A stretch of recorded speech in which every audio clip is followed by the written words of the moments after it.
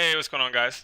Saljun F1 back again with another guide. This one is going to be a guide on how to improve your KD ratio. Of course, if you're improving your KD, you're going to be improving your win rate. You're going to be winning more games. These are not so much about like how to shoot better or build better, stuff like that. I have other guides on that, and I'll probably get more in depth on other things. This is more decision making, things that you could be doing to help yourself out. Yeah, so let's get into it. I'm gonna show my KD real quick. Let me slide this over here, screen capture. Bam.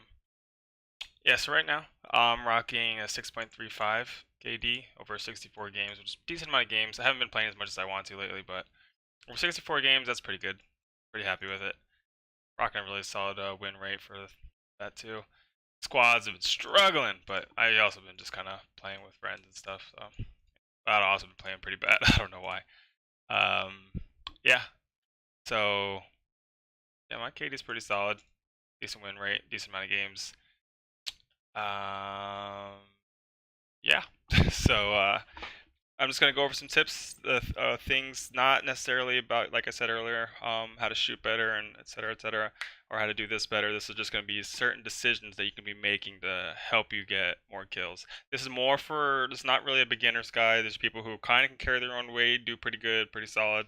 Maybe they're trying to get over, like they're like a 1.5 KD, they're trying to just get up, or even like a 3 KD, just trying to move up. These are certain decisions that you can make to help yourself out. If you like the video, please hit a like, hit a subscribe, mean a lot to me, and just trying to continue to grow this channel. Alright, thank you guys, let's get into it. Alright, first things first. Let's talk about using the circles, looking at the map, getting some information from that, and seeing what's the best thing, best course of action to take. If you look at, let me zoom in on this bad boy, see what's going on here. We're looking at this map. We end up going in here, get some loot. We're gonna switch out some ammo and stuff like that. One, I'm gonna be extra careful and box myself in. I'm gonna box myself in, let him in because he wants some ammo. And then we're gonna look at exactly where I want to go. I'm dropping him ammo, all that jazz. I'm looking here. So with this, the information we have right here. Now, using the circles can help you, one, not get pinched and put you in a strong position. If you look at where the circle is gonna be going right here, what the information that we're getting right now is very unlikely that people are behind us. We can find out, but we just got into a fight here. Plus, we came from over here. We ended up here, and we just fought right here. And no one's showing up right now to capitalize on that fight. So it's safe to say no one's kind of over here. We'll definitely check as we press in, but we're pretty good here. If we go in here, how many people are left? So we have there's 6 more people left. There's a strong chance they're over here. Obviously on the map you see this guy, but we assumed that there was somebody up there. But ideally, like you don't think everyone's up there. They're most likely just all spread out throughout the map. So if we come this way, there's a whole lot of area all the way here in the back that people can start moving in. And what can happen is if we decide to start running out here and then come in here, we could fight somebody over here. They could start pressing in or something. We can get into a fight here, and then plus we can have people who are moving in from the circle from back here or wherever that might be. Maybe they came from Lucky. You don't know where the people were at. Maybe they came in and then they pinch us. How many times have you died to just getting pinched when you've had people here and there? It still can happen even when you're trying to be careful, but you're trying to put yourself in a position to succeed and have that. So it just doesn't happen as often. So yeah, we're gonna avoid going out here because we don't want to get pinched. Also, if you look at the map, we see high ground. High grounds, if everybody knows, that's kind of what you want. So about that positional advantage. We have the obvious high ground here. We're right next to it. It's right here. It's a good overview of the whole thing. We don't want to get over here. This is the other spot, depending on where we were. Say if we came in from like here, we probably would jump here first, or we could go there. Either way, like this one wouldn't be as bad of an idea. Right now it is because to get here we had to go by this mountain, and if we go right through the middle, we're gonna get pinched.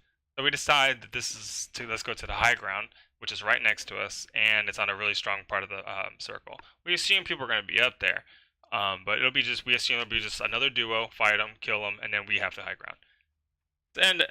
That's what ends up happening. But yeah, so definitely use your circles. get that kind of information from it. You can learn a lot from this. Yeah, you can avoid getting pinched, and you can put yourself in a position to succeed later on. And if you look later on, it's exactly what happens. We go up there, we fight all these guys, kill them, and then we find the only enemy, and then we press them, and that's it. And it's just... Anyway, alright, on to the next one. Alright, this next one, we're going to be talking about just boxing in properly. Don't be lazy about boxing in. Right here, I'm going to show you. Let me back up a little bit. Right. God damn it. One more. Alright, right here.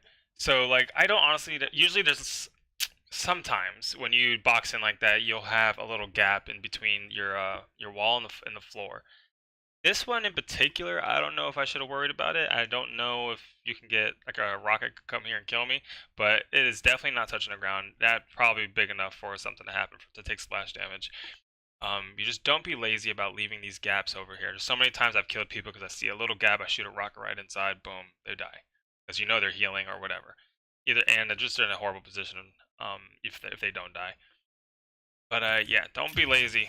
Box yourself in. Anytime you're gonna go heal, you're gonna go res your teammate, whatever's going down, box yourself in completely, or make sure if you're not gonna put a floor, just make sure that your sides are touching the ground as you're healing. Just look around.